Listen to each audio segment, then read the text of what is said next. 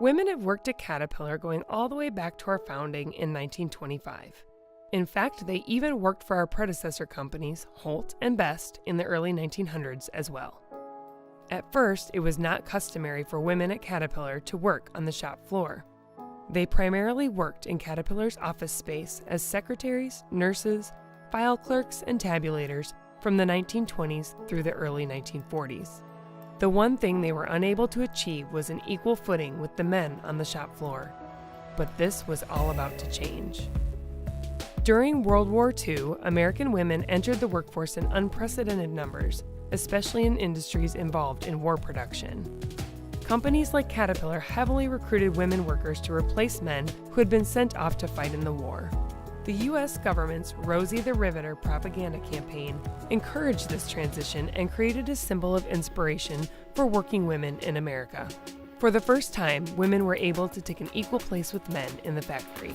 Working side by side with men, women at Caterpillar worked on all aspects of production and assembly. Even as men returned home from the war, women maintained their posts at Caterpillar and in some cases grew professionally. Breaking down the barrier to the shop floor was just the first step in a long march toward equality in the workplace.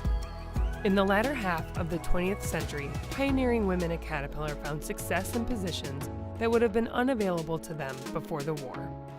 Women such as Lois Garton worked in new positions in research and development. Lois became Caterpillar's first woman chemist after receiving her degree in chemistry from the University of Oklahoma. Olive Pinos became the first woman to work in our research laboratory in East Peoria.